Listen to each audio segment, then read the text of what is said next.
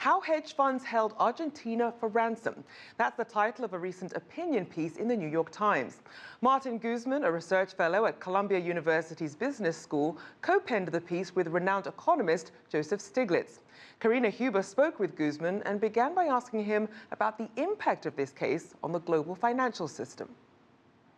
Well, this creates a moral hazard problem. If you see that this type of behavior is so profitable, why wouldn't you do the same? Why would you accept a restructuring with a haircut of, say, 70% if you could hold out of the negotiations, litigate, and then get returns in the order of thousands %? So what this means is that in the future, it's going to be more difficult to achieve resolution of sovereign debt crisis, and that's going to affect both sides.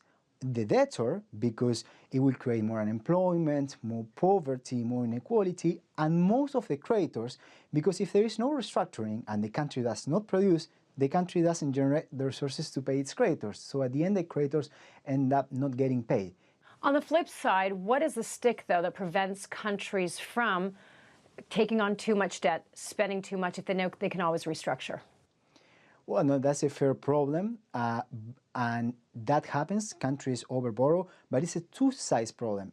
Creditors are also lending at the time a country is borrowing, and creditors agree on an interest rate that covers from the risk of default. What we are seeing nowadays is that that's not really the big problem. The big problem is that countries that are in distress do not have the frameworks for restructuring their debts timely, and that is leading to more problems, more distress, more unemployment, more poverty, etc. Do you blame the hedge funds for this, or the judge who decided that they essentially could not pay back the other creditors until they paid the hedge funds, the holdouts, in full? Who's to blame? In this case, what happened is that on one side we had the Vulture funds who never invested a single dollar in the country. They bought the debt when it was already in default after 2001, and then they litigated. They bought it on the cheap, a small fraction of their face value, and they claimed for full payment, including full interest plus compensatory interest of 9% under New York law. And on that side, we had the judge. The judge came up with a remedy in which he managed to guarantee that Vulture funds get repaid that almost in full by blocking the country from repaying any other creditors until it paid these people in full. Are decisions like the ones we saw Judge Grayson make unique to New York? Do you see these same decisions being made in other countries? We haven't seen that. This is something that has been unique to New York, at least in practice. And this should affect the prospects of New York as a lender jurisdiction. But there are some caveats. One is that most of the money is in the city, is here. 70% of the sovereign issuances are done under New York law.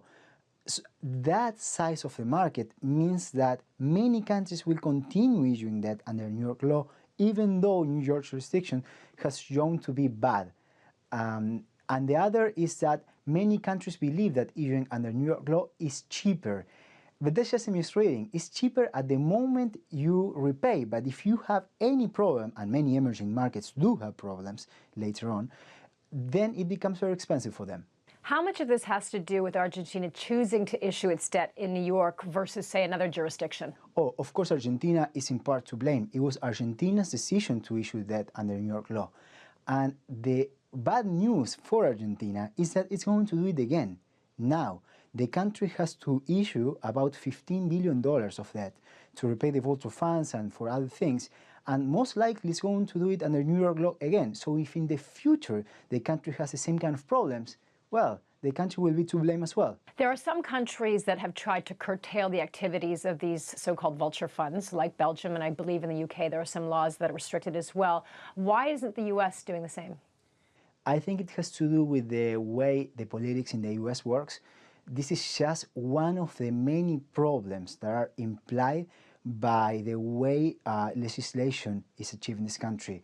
It's not only that the possibility of buying influence through lobbying affects the function of sovereign lending markets, it affects the rules of the game in general that leads to larger inequality both at the domestic level and at the global level. Are you suggesting that the existence of lobbyists in the United States makes it virtually impossible for the U.S. to pass similar laws that would restrict the influence of vulture funds? Definitely, and there were attempts in the U.S. to pass laws along these lines. In 2009, a project in this direction was stalled in Congress. And in 2004, a law that made the vulture funds business impossible was repealed by the New York legislature. So before that, it was impossible to do what vulture funds do nowadays. But since 2004, it is possible. But if it sets a bad precedent, just symbolically, was it a bad decision for Argentina to agree to it? We cannot rely on just a country to fight against these individuals, because at some point the country may have needs such that it leads this country to settle, as Argentina did now. It has to be, the solution has to come from the global community.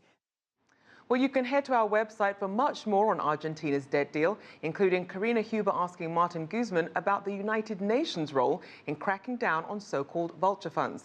That's at cctv-america.com.